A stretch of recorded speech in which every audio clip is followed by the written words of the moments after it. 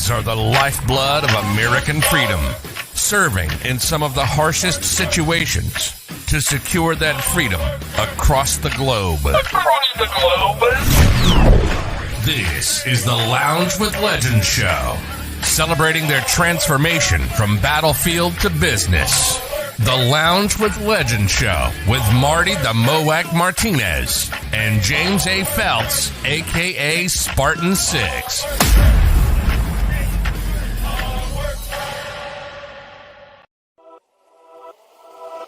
Welcome to E360 TV, the live streaming and on-demand destination for influential voices and enlightened audiences. We offer trending, grassroots, and purpose-driven content across a diverse range of interests. E360 TV is more than just watching programs. We offer the ability to interact with live shows connecting audiences to real, authentic influencers and storytellers while streaming to millions of devices.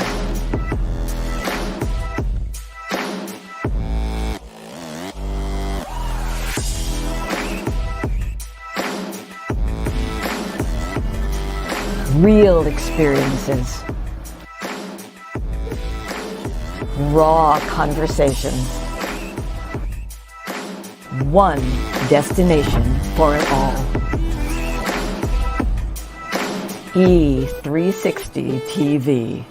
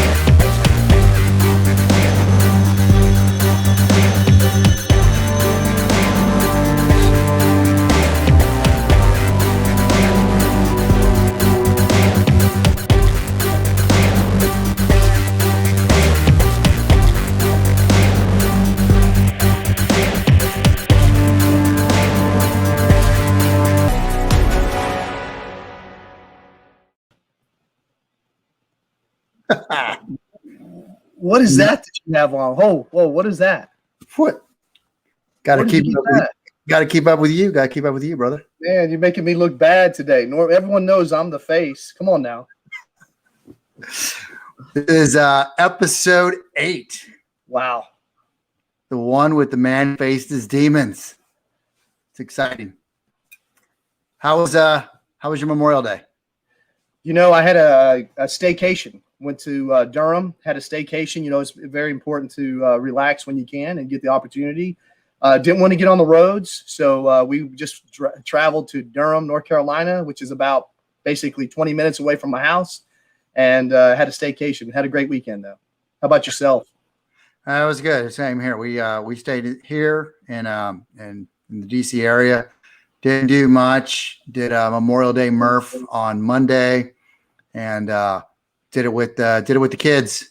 So it was different. I'll be honest, didn't wear the body armor the entire time. It was rough, but I did do some pull-ups with the little man.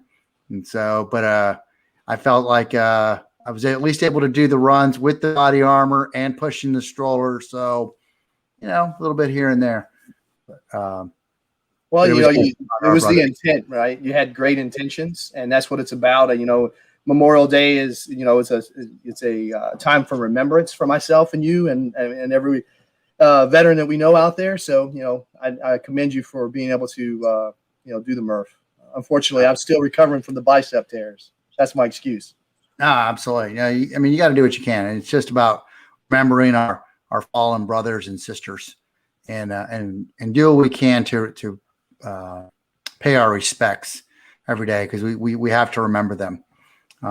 We And like we said last week, it's not to shame people into, not enjoy your barbecue because my brothers and sisters died. Well, they gave up 1,000 tomorrow so that we could live free today. Enjoy the time, but just take a moment to remember that we have these freedoms for those warriors that are out there that have fallen, are dearly departed.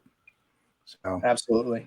So, but so we had a great month, and I feel bad. Like I have not had a chance to do the sizzle reel that we had talked about for May, because we had, we kicked it off with episode 1 with me and you. Then we had Laura Michaels Harris. Then we had the Honorable Clark Cooper. Then we had Bill Zinkraff, CEO of SBTI. Then after that, who we have after that? Oh my gosh. We've had Ruben Ayala of Triple Nickel.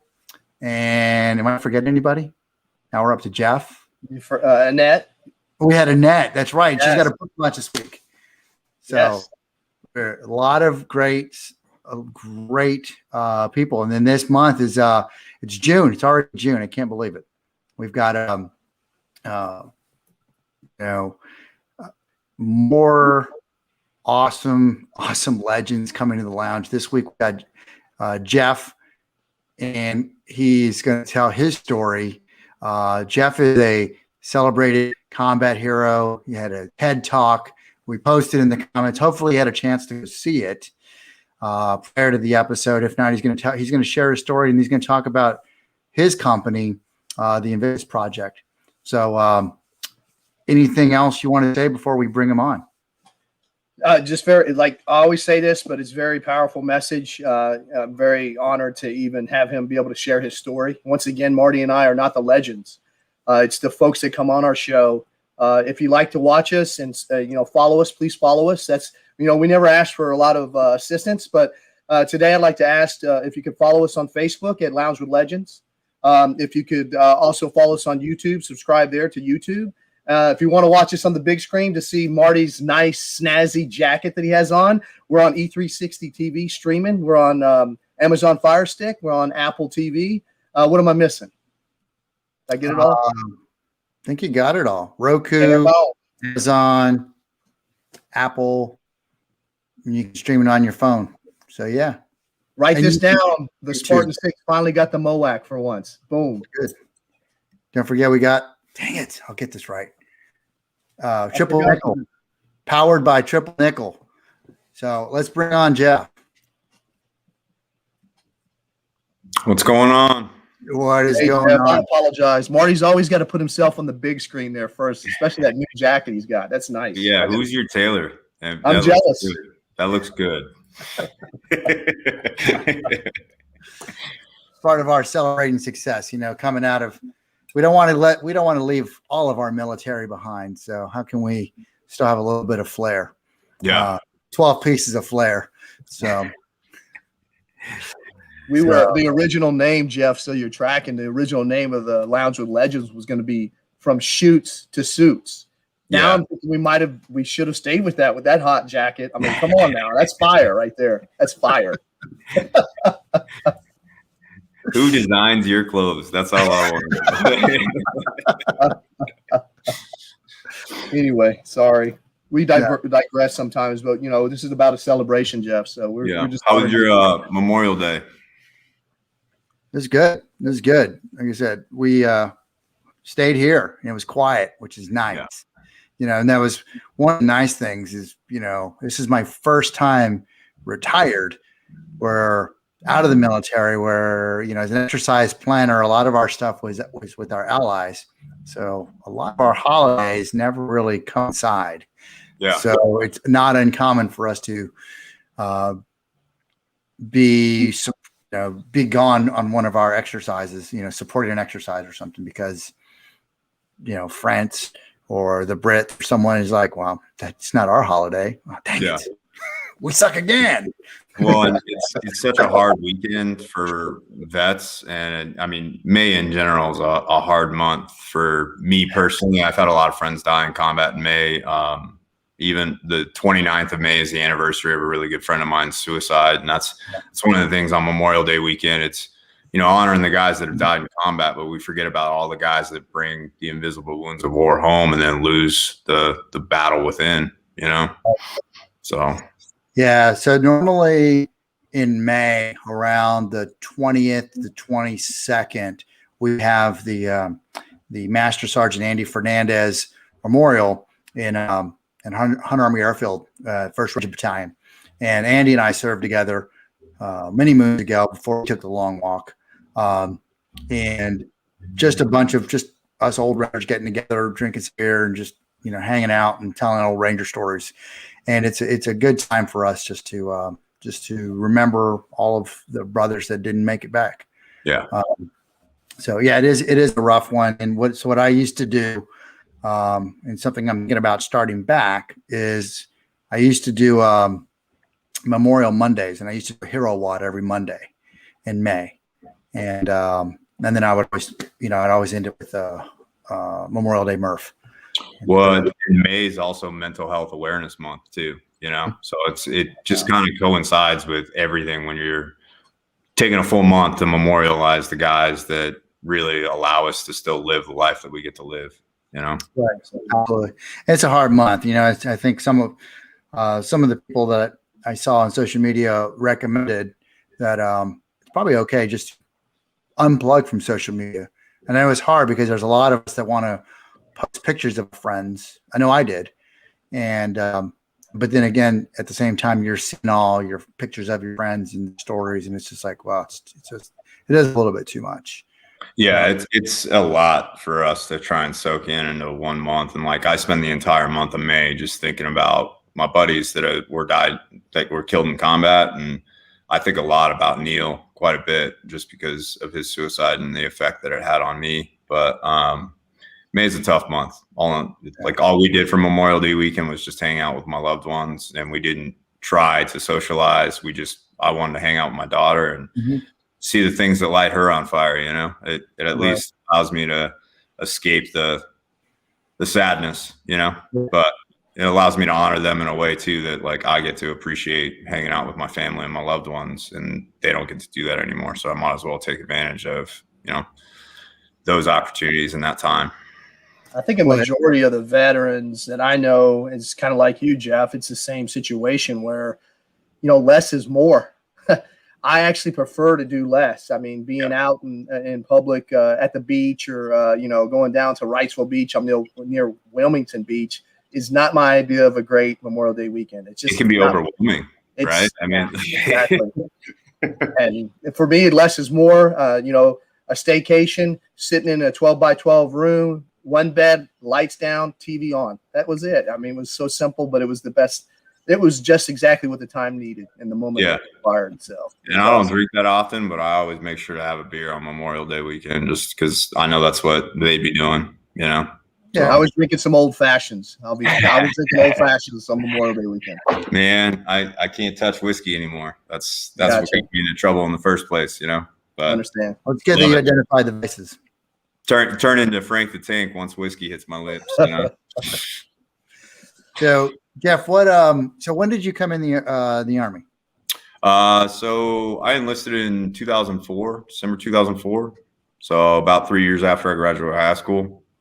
Wow. Okay. So you came in, the war was already going on. Yeah. I actually remember where I was at because I graduated in 2001. And I remember when 9/11 happened, my senior project for high school. One of our culminating projects for seniors was that you had to shadow an occupation or a job that you wanted to pursue later in life. And that actually kind of molded my interest in, the decisions I made later. It planted a seed for wanting to join the military. So I taught martial arts when I was in high school. That was my high school job, teaching tots and little toddlers and kids, Okinawan Kempo. And one of the parents there, he taught Airman Leadership School. And so I got to actually shadow him and get attached to everybody that was attending his class at that point. And there was a CCT in that class, and I immediately gravitated to doing that. Combat control technician, working with explosives, special operations, absolutely loved it. And I was dead set on doing that. And then 9/11 happened, and, you know, we all kind of froze to try and figure out what the hell was going to go on after that. And I tried going to school, going to college, figuring out what I was going to do with the rest of my life. I landed in some really nice jobs and making really good money, but I was making some pretty terribly unhealthy decisions, and I was on a clear path to dying early. And the thing that always stuck with me was the military and wanting to serve something that would allow me to at least die an honorable death. You know, if I'm living a life that's going to lead me down, you know, the path where I'm going to die an early death, that death should matter for something. And that's literally why I joined the Army, and specifically EOD. It's like that there's no getting past that. You know, you got to figure out a way to make it through that experience. And if, you know, worst comes to worst, you end up passing and dying an honorable death in combat, at least I spent the time doing something worthwhile that's going to help somebody else out, you know? Right. So you chose EOD? What's that? So you chose EOD? I absolutely chose EOD. And the reason I chose EOD was because I couldn't go 18 X-ray or special forces because I had terrible vision. So I wouldn't qualify for airborne. But those are the only two jobs that I was interested in. Okay. So it wasn't, as you said earlier, that you couldn't be a combat engineer, so you chose EOD. Well, not combat engineer, combat control technician. So those guys, they go in behind enemy lines and clear landing strips, you know, for support. Yeah. And they're awesome. But that's where I was initially exposed to the special operations community and how they held themselves and the way they conducted themselves in a daily manner. And that was what I wanted to emulate. You know, I was like, these guys are high performers. They hold themselves to a higher standard. Like that's the group I want to surround myself with. Right. Especially with the decisions I was making. I was, you know, drinking a whole lot, partying a lot with my friends, and I had disposable income. So I was paying for everybody's good time and making some really, really poor choices that, had I not realized that, I would have died a very, very early death, and it wouldn't have mattered to many people. You know, the military definitely shaped the man I am today. I needed that structure and that discipline, and being surrounded by people who like I look up to and really want to be a part of that community. What part of the initial training, you know, prior to that first deployment, where you were like, okay, you know what, I'm where I need to be. This is family, or was it not to your first deployment? You know, I think that we forged the relationships that become family in the hardest times, when we embrace the suck, right? In combat is when we really find out who our brothers and sisters are. And it can be a guy that we've only known for 1 or 2 months, but when the pressure is applied and we see them perform the way they perform under fire, and understand that like there's no greater love than what you can experience in combat. None whatsoever. Right. Complete strangers are willing to lay down their lives so that you can go home to your family. You know, that's when I realized I was in the right place at the right time with the right people. But the community itself, EOD is an incredibly small community. I think there's only about 7,500 total EOD techs. It's an all volunteer force, meaning every single EOD tech has volunteered to walk down on IEDs and deal with the explosive hazards, right? You can pull your volunteer statement at any point. It won't work out well for you, but it's an awesome community because every day you show up just wanting to get better, and you can spend your entire career working within EOD. You can spend 25 years soaking up all the knowledge you possibly can in that career field and still not know everything because it changes so rapidly. And that's what kept me interested. You know, that's what fostered, you know, that lifelong learning mindset, was being surrounded by EOD techs. With enough time and effort, you can learn anything. Mm-hmm. Yeah.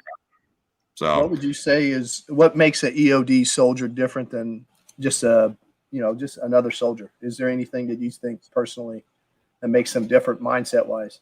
Well, it depends on who you talk to, right? So we hear you guys are crazy a lot, but in reality, like what we're doing, we're taking very calculated risks. The job is all about risk mitigation, right?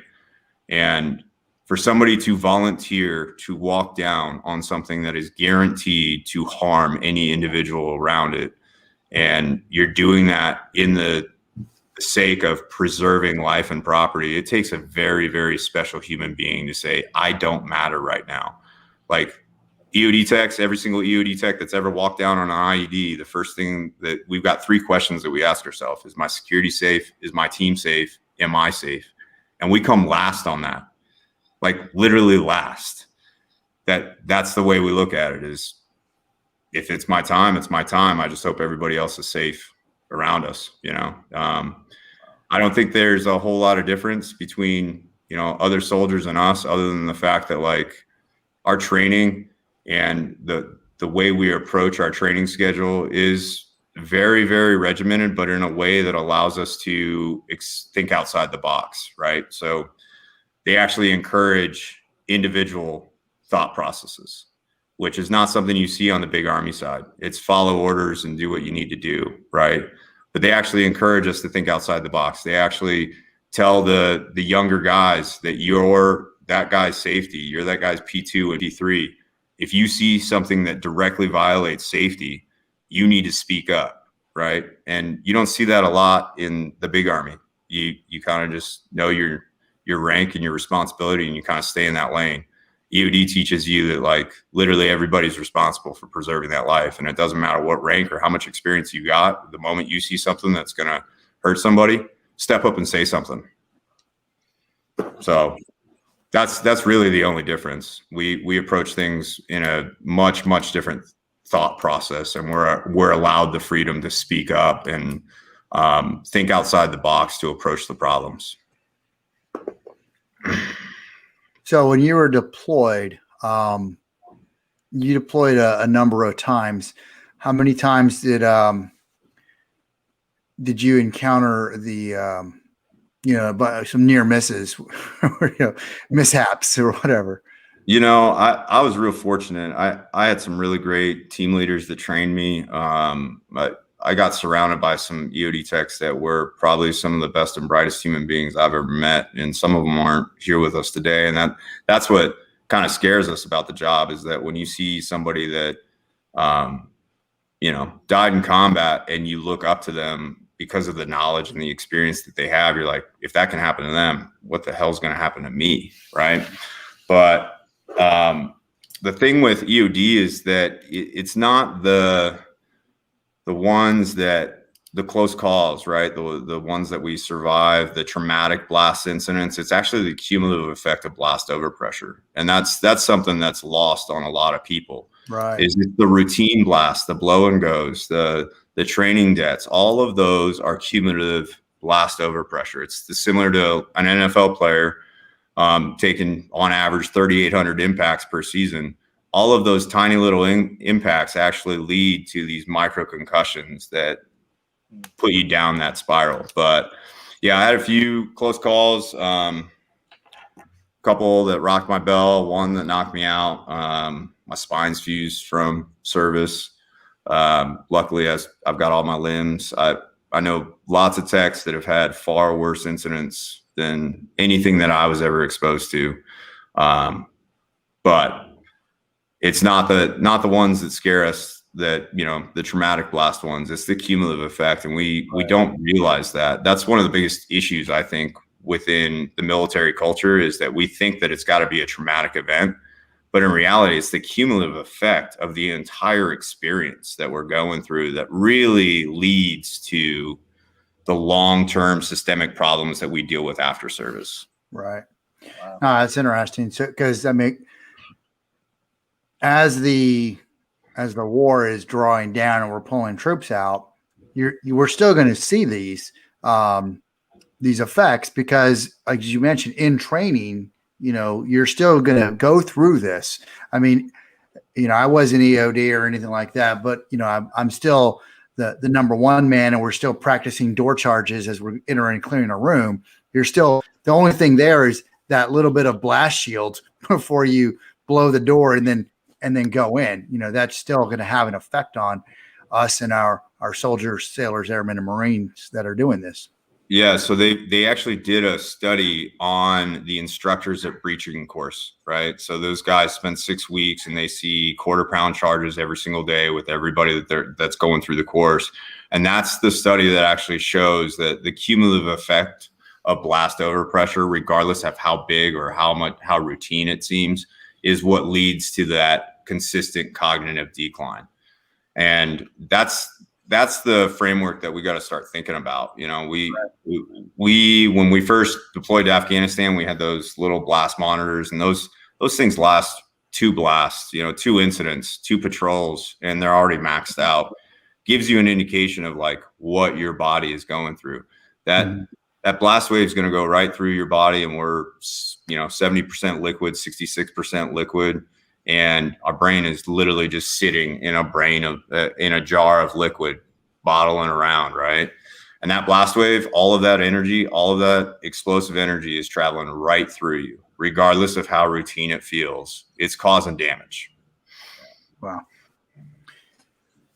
That's pretty powerful. He's bringing up things that I would honestly didn't even think about with as far as that. Because you feel the shock wave, and I'm miles away, and I still feel it. And it's like, whoa! So that's wow. And every single bomb tech, every single EOD tech that has done the job craves that feeling, that blast wave when it hits, and you're close enough to actually feel it.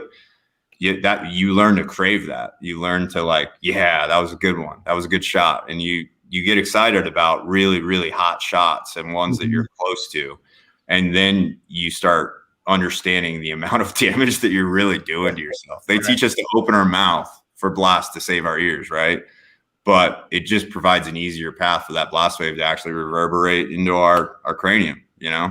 Those are small, little, simple tweaks that we do. We wear Kevlar on our head that actually just helps trap that blast wave that's traveling through us, so it's pretty crazy.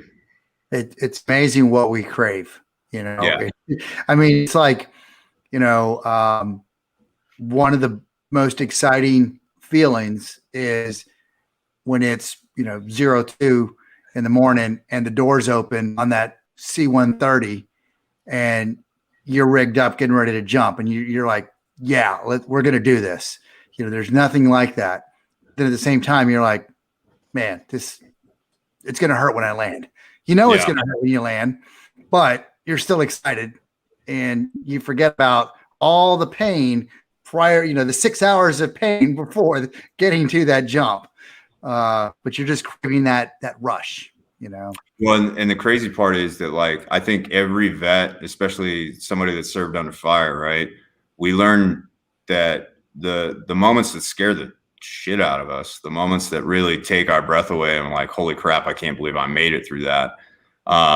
We tend to grow the most out of those experiences. And that when we embrace the suck and we had to work really hard for something in order to achieve it and earn that right, we hold on to that a whole lot more dearly. We truly do honor what it took for us to get there. And I think that's the hardest part about when we get out, is that we kind of lose that sense of, hey man, this is going to suck, but I need to move forward, and I got to figure out how to be productive and serve something that means something to me, Right. But yeah, there's nothing like feeling the blast wave and the smell of a shot after it's done. I love the smell of explosives in the air, and every day miss combat every single day. Yep. How do you handle fireworks shows and stuff? 4th of July is coming up. How does that affect you? Does that bother you at all, the fireworks by chance? Nah, man. I'm real lucky in terms of blasts and deaths and all of that. Really, I don't get freaked out by loud noises too much, because we were here and explosions go off pretty frequently. And the ones that. The whole goal of EOD is to really just control when the explosion happens. We know that there's going to be an explosion, but it's about controlling the timing and the environment for which that happens, right? But with 4th of July and stuff like that, I've never been freaked out by, the fireworks and stuff like that. It's more the people and being in large groups that kind of overwhelm me. There's just too many variables for me to really keep track of, and especially when I got my family with me, my kids and stuff. That's really the only time that I tend to struggle, I guess, is the best way to describe it. And it's that risk mitigation mentality, right? Like I'm just trying to mitigate the risks to the people that matter most to me. And I don't think that'll ever go away, no matter how old I get, Well, that's some great points. I mean, like for you enjoy, well, not only enjoy, but you feel that rush when that, you feel that pressure hit your face. For me, the trigger for me is not noise. Mine is actually smell. Yeah. Smell will set me off. Like, I mean, and you guys understand what I'm talking about with that. But there's certain smells that will trigger emotional, like I want to go into a hole type of burnt flesh. You never get that out of your olfactory nerve. And there's quite a bit of memory that is attached to the olfactory nerve and our sense of smell, And it's crazy what you can remember just from smelling something that is familiar, Yes. And it could put you back in that moment. That's the scary thing. It's like, whoa. Yeah.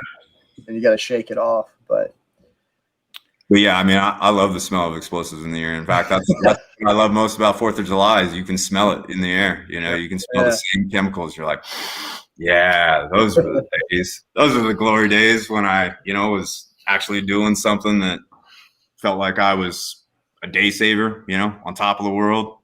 Well, I mean, the one thing that I noticed about your message, even from the beginning now, talking about your military career, it's always been about serving others, and that's what you're doing now, even, with what you're doing now. And I know we're going to go into that here at the break here.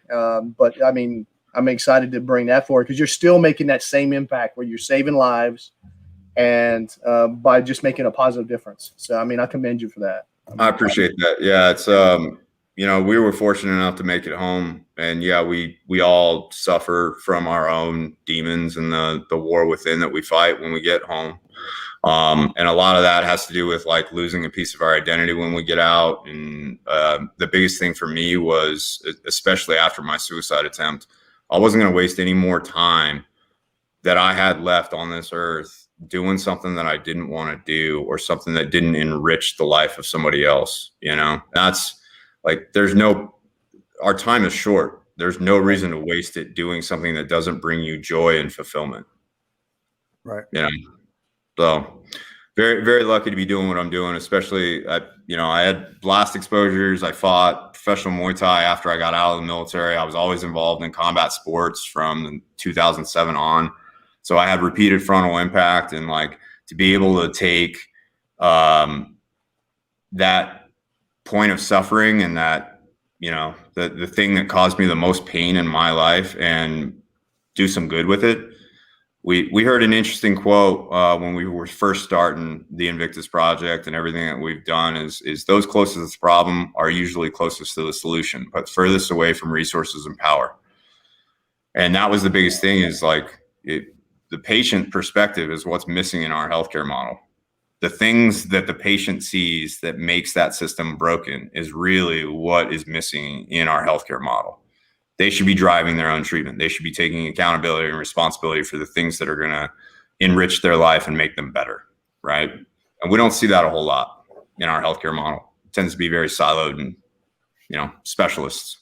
Well, let's pause there. Let's cut to commercial. We're going to go to our month sponsor, Triple Nickel, and then we're going to show a video from Eric Herrera in his book. He was a combat engineer, but just similar, so that some people can understand. Like, I know my mom out there, she thought I was a park ranger. She didn't want to have one at the time. So, but for people to understand kind of what Jeff is talking about with the explosions and stuff like that. So we'll be right back. Sounds good.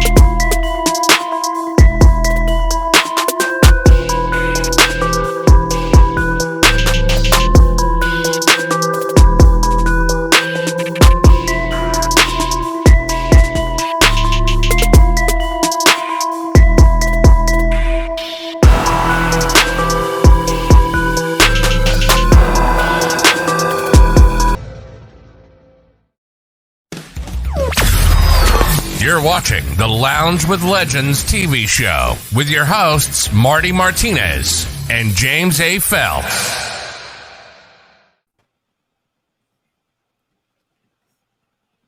I love it when he puts me in the center. All right. So we cut to break and we're getting ready to start talking about you returning, and we were skirting around the Invictus Project. So we are going to what I wanted to do is we're going to do something different. You have a great 5-minute video that it kind of explains what it is that was done in concert with Bunker Labs, right? And yeah, so we got attached to Bunker Labs when we were in our infancy and still in kind of the concept phase of what we really wanted to do in terms of providing more effective treatment. And Bunker Labs, phenomenal organization for any vet that's looking to start their own business.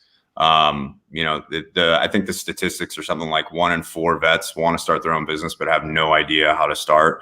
Bunker Labs is a place to start. Phenomenal organization that helps guide vets towards that path of entrepreneurship. Yeah. So what we're going to do is I'm going to show the video. So I'm asking everybody, please, this isn't a time to go grab your coffee. Watch the video because this is going to help explain what exactly Jeff and his awesome team is doing. Because if I were trying to explain this, it'd be like a bad interpretive dance with me doing this. So this is the most important 5 minutes of the show for sure. All right. So James, go ahead and pull it up and then I'll do the video. All right.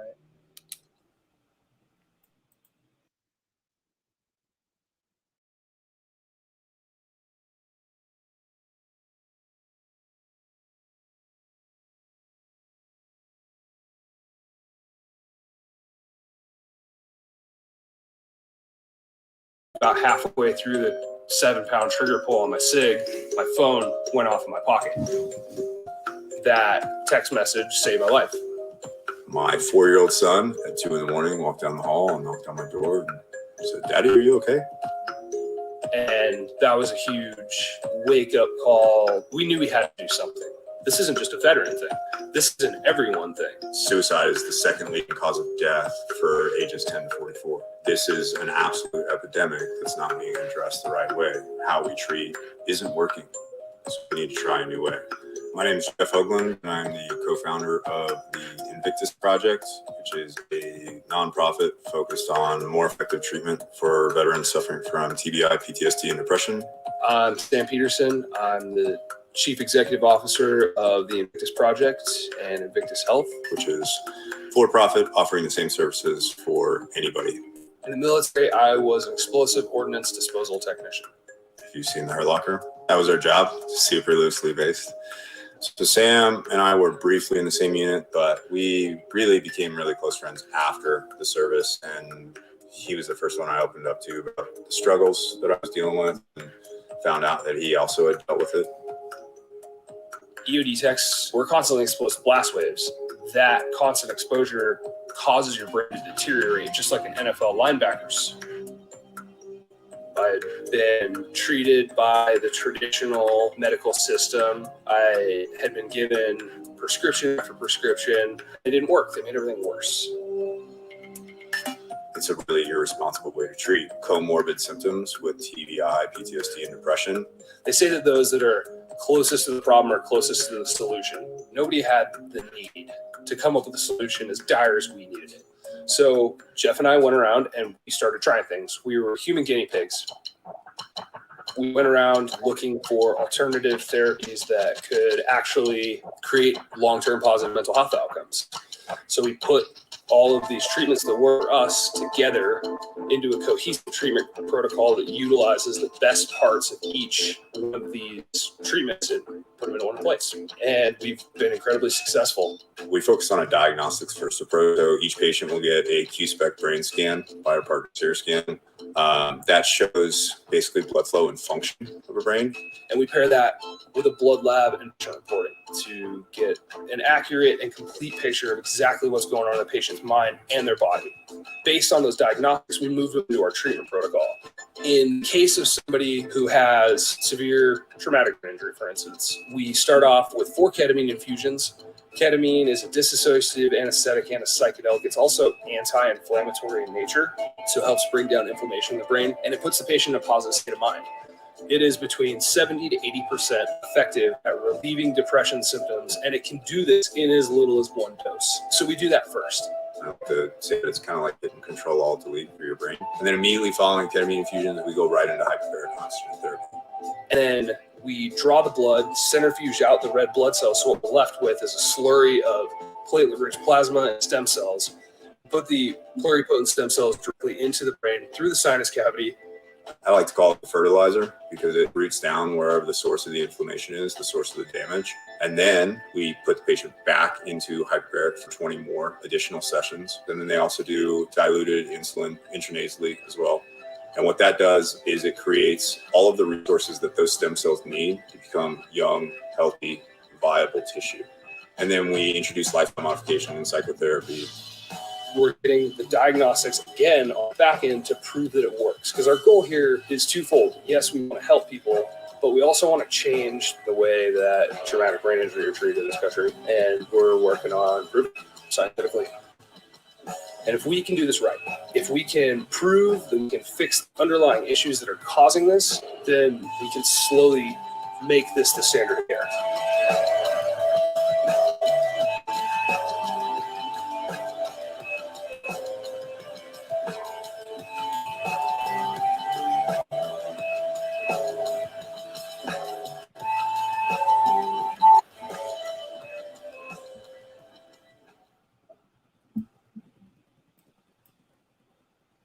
Wow, that's awesome. Man, I had a whole lot less gray in my beard then. So I think my favorite part of that whole video is that your daughter in the little lab there with you? That is like so awesome. I love that part. Yeah, man, she's my world. My son and my daughter, especially my son was around the same age my daughter is when I almost shot myself. And I was so busy in my state of suffering that I didn't really fully get to, relish in the moment and fully experience being a parent at that time. And after being able to get the treatment that we offer and how it's improved my life and the value that it's provided to my own life and my own well-being, it allows me to show up in a much different capacity than I've ever shown up, even as a father, And so that girl lights up my world. Her first word was happy. And so anytime I'm having a bad day, that's what I think about. I'm like, we can't be doing all the things wrong. My little girl's first word was happy. Wow. Well, the thing I noticed, even when the video was playing, you were in the backstage, and I could see people don't know, we could see you backstage. I could see you smile when she popped up on the screen. So, that was very evident, but I totally can relate. It goes back to, we thrive off of seeing other people happy. And it was just obvious that. Well, not only that, I think we as adults forget that kids still know everything that we've forgotten. They have that ultimate wisdom where they're still living in this present moment, fully immersed in the experience. They're looking at the world through these eyes of wonder where the possibilities are endless, and they're soaking up all of the information that's being exposed to them at that time, And then we learn the behaviors that as adults, what make us feel like those opportunities aren't still present. Anytime I get to be on my daughter's level and view the world through her lens, it allows me to kind of hold on to that. Like, oh yeah, there is still a lot of possibility in front of us. There is still a lot of opportunity and our ability to influence our own direction in our life, So she teaches me more about life than 90% of people I encounter. Yeah, I've got 3 daughters, and my youngest, we were coloring last night. I colored Milan and I colored Cinderella, but to be honest, it was actually fun. Don't tell too many people. I had fun doing it. I didn't tell her that, but I was like, "This is awesome." I absolutely love coloring with my daughter, and there's actually a lot of data that supports adult coloring. Coloring actually helps relax the mind and get you into a more rest and digest state. It shuts down the analytical portion. We get to start being a little bit more creative and expressive, and that helps put us in that rest and digest mode. Wow. Hey, Jeff, we have a question from Nick Feltz. No relations. That's our number one fan in Kentucky. Nice. So, these treatments do have a tremendous amount of applications. For instance, ketamine infusions legal in all 50 states. You can go anywhere. If you've been diagnosed with depression, anxiety, I think it even works for borderline personality disorder, and medications haven't worked for you, which is surprisingly the vast majority of people that are put on pharmaceuticals, especially for mental health issues. About 80% of them don't feel like they're effective, right? And we've done quite a bit of research that shows that the prescriptions actually just promote more neuroinflammation. They promote more of what's actually causing the symptoms, right? But ketamine infusions is phenomenal for that immediate relief of depression, suicidal ideation, anxiety. My sleep drastically improved when I got ketamine infusions. I was having 5 to 6 migraines a week at the time. My migraines completely disappeared after ketamine infusions. I mean, it's amazing to see what that can do for us in terms of, and why it's not readily offered through the VA. I'm not sure. There needs to be a little bit more data, and it takes a long time to change the minds of a system that has been set in its ways for a really long time too, But yeah, there's tremendous applications. So hyperbaric oxygen therapy, it's used by athletes to help recovery. It's used to help divers recover from bends. It just accelerates the body's healing process. And that's really what we're trying to do, is halt what is creating that metabolic crisis that is causing the actual symptoms, because we're treating this as if it's a psychological problem, and it's not. It's a physiological problem. If we can stop the physical causes of those symptoms and put our patient in the ideal environment for the brain to start healing itself, it will naturally start doing that. And then we accelerate that process by making sure all the cellular resources are available. It's not rocket science. Right. Casey West says you're 100% correct. I don't know what that comment was in. He was talking about airborne. I think you forgot to put airborne after the end of that. Yeah, I think Casey was one of our former paratroopers when we were in 2nd of 325. So. Yeah, I think we're gonna end up seeing a huge shift in the coming years about how we treat mental health issues, and we're already starting to see it just with the idea of having ketamine infusion therapy available and accessible in all 50 states. 4 years ago, that wasn't really a possibility, right? But the amount of data and information that's available to us now, and the amount of research that's being done, like the birth of psychedelic medicine is going to move a whole lot faster than medical marijuana did across the nation, because there is far more resources being devoted to collecting the right research. Like what MAPS is doing with MDMA assisted psychotherapy. I think the number is something like 86% of patients that have gone through these clinical trials no longer qualify for the diagnosis of PTSD up to a full year later, after just 3 intensive sessions. So we're talking about something that could, in the medical community, using cure is kind of a bad thing to do, right? But like, we're talking about something that could cure long-term the PTSD issues that we see. We're going to see a huge shift in how we start treating psychological issues and mental health issues. And I hope that's the case, because the pharmaceuticals aren't helping anybody. There might be 20% of the patients that might see some relief from that. But in all reality, I don't know a single person that's had a really positive experience from that. They're supposed to be stopgaps. They're supposed to be, the maximum duration you're supposed to be on an antidepressant is 2 years. After that, they become more detrimental to your health, your long-term health, than beneficial. How many people do we know that we've served with, or that we have family members that have been on an SSRI or an antidepressant for multiple years, 5, 10, 15 years, Well, the other thing too is, about that, it's not just about, veterans, right? It could be, you remove the label veteran, PTS can be affected by anyone, any walk of life, any traumatic event. So that's huge. I think Casey just came in with his reason on why he had that question. I have not found a single other intervention that provides immediate relief in terms of all of the things that somebody that's struggling with their own mental health, whether it be depression. The suicidal ideation was the hardest thing for me to get rid of, right? No matter how much I tried to stop thinking and actively like planning how I was going to end my life, because I didn't die in combat, you know, and that I was fully expecting to die an honorable death, you know.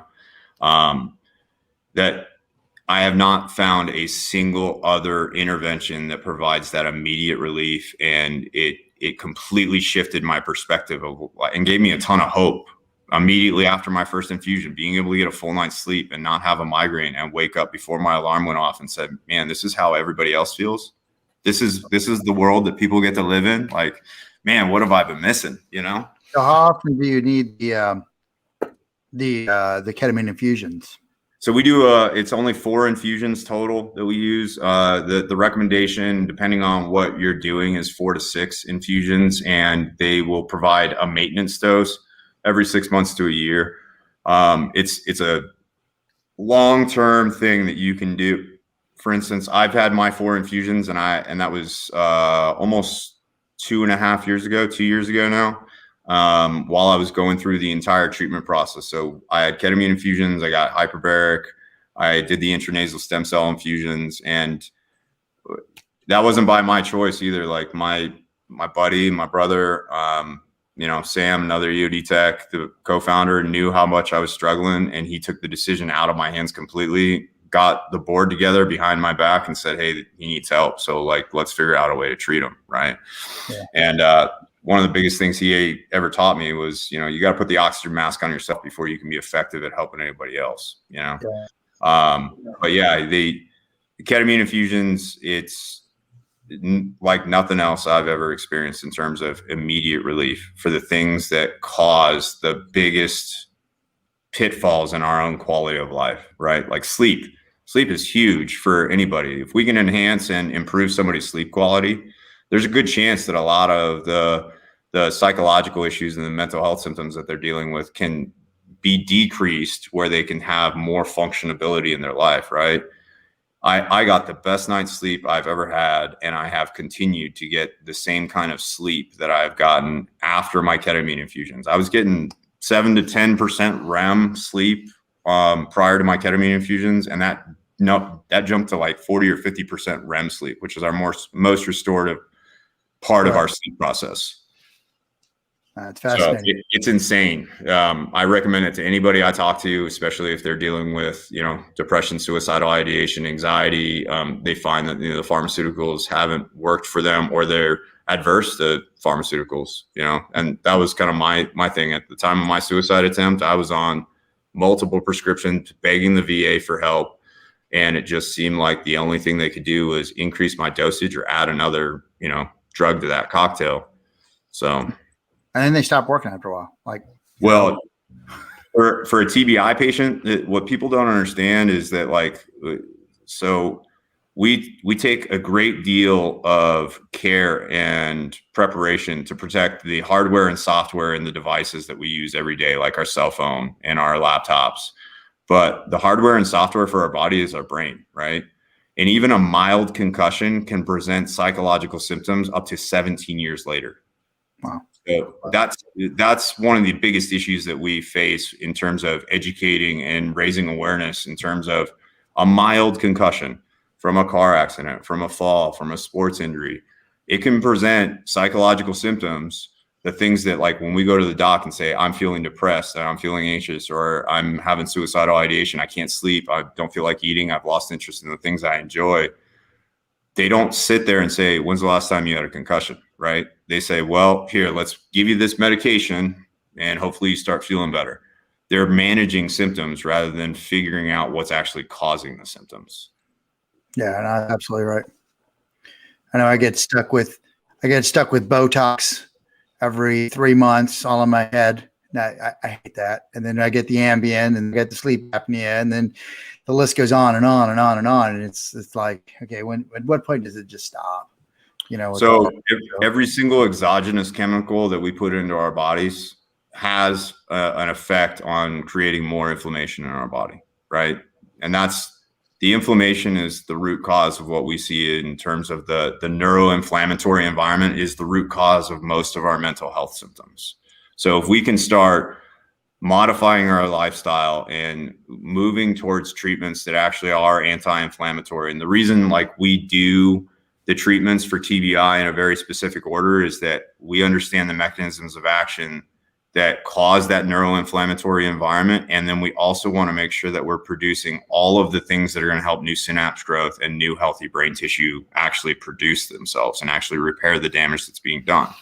So the big thing when it comes to the Ambien and the stuff that you end up having to take just to try and figure out how to manage your life, you got to also understand that like it's creating some long-term neuroinflammatory environments that you're going to have to eventually figure out how to decrease that inflammation.